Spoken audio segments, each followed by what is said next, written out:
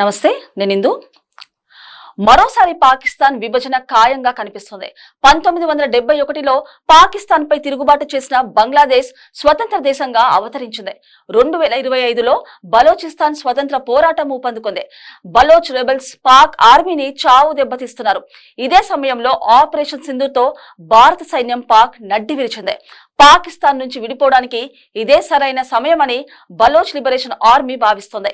ఇందుకోసం భారత్ సహకారం అందించాలని కోరుతున్నారు BLA ఫైటర్స్. మరి బలోచిస్తాన్ స్వాతంత్రం సాధ్యమేనా? ఈ విషయంలో అమెరికా, చైనా వంటి అగ్రరాజ్యాల ఆలోచనలు ఎలా ఉన్నాయి? బలోచ్ ఇండిపెండెన్స్ ఫైట్ లో ఇరాన్, ఆఫ్ఘనిస్తాన్ల పాత్ర ఏంటి? పాకిస్తాన్ ఫ్యూచర్ ఏంటో తెలుసుకోవాలనుందా? అయితే ఈ స్టోరీ పూర్తిగా చూడండి. బ్రిటిష్ పాలన నుంచి ఇండియా, పాకిస్తాన్లకు 1947లో స్వతంత్రం వచ్చింది. సరిగ్గా అదే సమయంలో బలోచిస్తాన్ స్వతంత్రం పోయింది. బ్రిటిష్ వాళ్ళు పోతూ పోతూ భారత్ లో నేరుగా తమ పాలనలో లేని చిన్న చిన్న రాజ్యాలకు 3 ఆప్షన్లు ఇచ్చారు. ఇండియాలో లేదా పాకిస్తాన్ లో కలవండి, కాదంటే స్వతంత్ర దేశంగా ఉండొచ్చన్నారు. అప్పట్లో స్వయం పాలిత ప్రాంతంగా ఉన్న బలోచిస్తాన్ ప్రత్యేక దేశంగా ఉండాలని నిర్ణయించుకుంది. అయితే పుడుతూనే విస్తరణ కాంక్షతో రగిలిపోయిన పాకిస్తాన్ ఇటు జమ్మూ కాశ్మీర్ పై దండయాత్ర చేసింది, అటు బలోచిస్తాన్ ను ఆక్రమించుకుంది.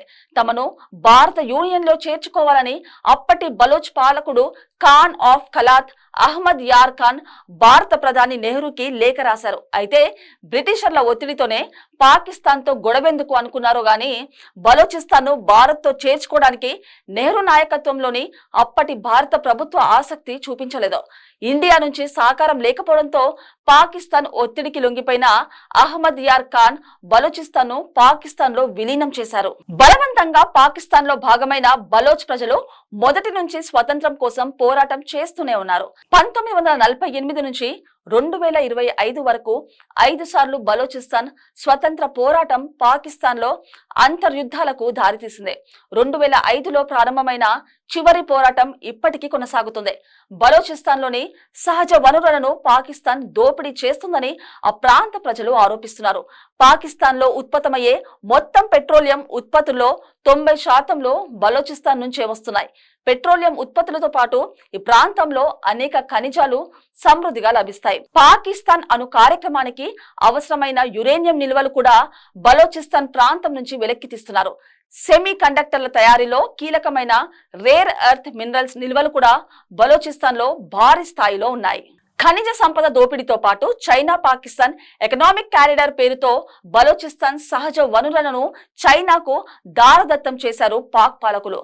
CPECలో భాగంగా పాకిస్తాన్ లో చైనా ప్రభుత్వం 6 లక్షల కోట్ల పెట్టుబడులు పెట్టింది. గాద్వార్ పోర్ట్ నిర్మాణంతో పాటు పశ్చిమ చైనా సరిహద్దుల నుంచి పాకిస్తాన్ ఆక్రమణలో ఉన్న కాశ్మీర్ ప్రాంతం గుండా బలోచిస్తాన్ లోని గాద్వార్ వరకు రోడ్డు, రైల్వే నెట్వర్క్ నిర్మించింది చైనా.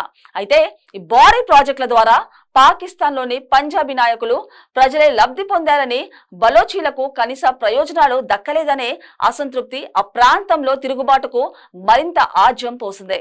బలోచ్ తిరుగుబాటును పాక్ సైన్యం ఉక్కుపాదంతో అణిచివేస్తూ వస్తుంది. మహిళలపై అత్యాచారాలు, యువకుల హత్యలతో బలోచ్ స్వతంత్ర పోరాటాన్ని అంతం చేయడానికి పాక్ పాలకులు అత్యంత క్రూరమైన, దుర్మార్గమైన విధానాలు అనుసరించారు. బలోచిస్తాన్ ప్రావిన్స్ లో దాదాపు ప్రతి ఇంటిలో ఒక వ్యక్తి మరణించడమో లేదా కనిపించకుండా పోయారంటే ఆ ప్రాంత ప్రజలపై పాకిస్తాన్ ఆర్మీ ఎంత దారుణమైన అరాచకులకు పాల్పడుతుందో అర్థం చేసుకోవచ్చు. ఈ పరిణామాలతో పాకిస్తాన్ కబంధ హస్తాల నుంచి విడిపించుకోవాలనే అభిప్రాయం బలోచిస్తాన్ ప్రజల్లో బలపడింది. ప్రస్తుతం పాకిస్తాన్ సైన్యం కూడా రాత్రి సమయాల్లో బలోచిస్తాన్ లో బయట తిరిగే సాహసం చేయలేని పరిస్థితులు నెలకొన్నాయి. బలోచ్ తిరుగుబాటుదారులు పాకిస్తాన్ సైన్యంతో విరోచితంగా పోరాడుతున్న వారి సంఖ్యాబలం చాలా తక్కువ. పాక్ సైనిక శక్తి ముందు బలోచ్ లిబరేషన్ ఆర్మీ ఏ మాత్రం నిలబడలేదు.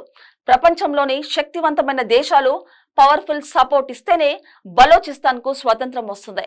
ఇప్పటికే ఆఫ్ఘనిస్తాన్ లోని తాలిబాన్లు బలోచ రెబెల్స్ కు ఫుల్ సపోర్ట్ ఇస్తున్నారు.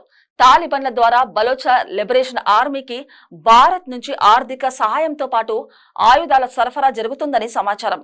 ఇలా కోవర్ట్ ఆపరేషన్లు కాకుండా భారత ప్రభుత్వం బలోచ్ స్వాతంత్ర పోరాటానికి పబ్లిక్ గానే సపోర్ట్ చేయాలని ఇండియాలోనే డిమాండ్లు వినిపిస్తున్నాయి.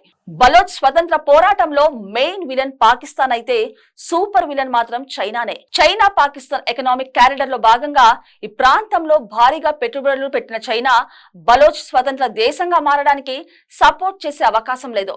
ఇరాన్ తూర్పు ప్రాంతంలో బలోచ్ తెగలకు చెందిన ప్రజలు పెద్ద సంఖ్యలో ఉన్నారు. బలోచిస్తాన్ ప్రత్యేక దేశంగా ఆవిర్భవిస్తే ఇరాన్ లోని బలోచ్ వేర్పాటువాదులు మరింత రెచ్చిపోయే అవకాశం ఉంది. బలోచిస్తాన్ స్వతంత్ర పోరాటానికి ఇరాన్ వ్యతిరేకించడానికి ఇదో ముఖ్యమైన కారణం. ఇక ఆర్థికంగా చైనాపై ఆధారపడిన ఇరాన్ బీజింగ్ అనుమతి లేకుండా బలోచిస్తాన్ కు మద్దతుగా నిలిచే ఛాన్స్ లేదు.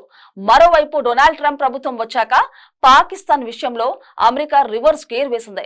బలోచిస్తాన్ లోని రేర్ ఎర్త్ ఖనిజాలపై అమెరికా కన్నుపడింది. పాక్ సైన్యం డబుల్ గేమ్స్ తో విసిగిపోయిన అమెరికా బలోచిస్తాన్ పాకిస్తాన్ నుంచి విడిపించి అక్కడి ఖనిజాలను చవకగా కొట్టేయొచ్చని భావిస్తే బలోచి ఇండిపెండెన్స్ సాకారం కావడానికి ఎంతో కాలం పట్టదు.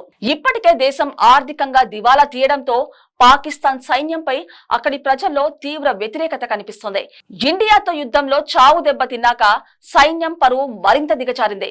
పంజాబ్, సింధు రాష్ట్రాల్లోనూ తిరుగుబాటు మొదలైతే బలోచిస్తాన్ పై పట్టు జారిపోయింది. ఇక ఆపరేషన్ సింధూర్ తర్వాత భారత ప్రభుత్వం బలోచిస్తాన్ కు పూర్తి స్థాయిలో సపోర్ట్ చేస్తుందని డిఫెన్స్ అనలిస్టులు భావిస్తున్నారు. అయితే ప్రధాని నరేంద్ర మోదీ మాత్రం సైనిక చర్య కంటే పాకిస్తాన్ అంతర్యుద్ధంతో అంతర్గత సమస్యలతో పతనమయ్యే వరకు ఎదురు చూసే ఆలోచనలో ఉన్నట్టు తెలుస్తుంది. ఇప్పటికే పాక్ సైన్యానికి సామర్థ్యంగా దారుణంగా దెబ్బతీసిన భారత్ ఇకపై ఆ దేశ ఆర్థిక వ్యవస్థను కోలుకోలేని విధంగా నాశనం చేసే ప్రయత్నాలు ప్రారంభించింది. IMF నుంచి రుణం రాకుండా అడ్డుకోవడంతో పాటు financial task force blacklist లో పాకిస్తాన్ పేరును చేర్చడం ద్వారా ఆ దేశానికి ప్రపంచంలో ఎక్కడా అప్పు పట్టకుండా చేయాలని భావిస్తున్నారు. ఆర్థికంగా బలహీనపడే కొద్దీ పాకిస్తాన్ ముక్కలవడానికి అవకాశాలు పెరుగుతాయి. బలోచిస్తాన్ తో పాటు సింధు రాష్ట్రం కూడా ప్రత్యేక దేశంగా అవతరిస్తుందనే అంచనాలున్నాయి. పఖ్తూన్ తెగకు చెందిన జనాభా ఎక్కువగా ఉన్న ఖైబర్ ప్రాంతం ఆఫ్ఘనిస్తాన్ లో, పాక్ ఆక్రమిత కాశ్మీర్ ఇండియాలో విలీనమైతే చివరికి పాకిస్తాన్ లో పంజాబ్ రాష్ట్రం ఒకటే మిగులుతుంది. ఏడాది కాకపోయినా అది త్వరలోనే పాకిస్తాన్ 3 దేశాలుగా విడిపోవడంతో పాటు గణనీయమైన భూభాగాన్ని పొరుగు దేశాలకు కోల్పోల్సి వస్తుందని రక్షణ రంగ నిపుణులు స్పష్టం చేస్తున్నారు.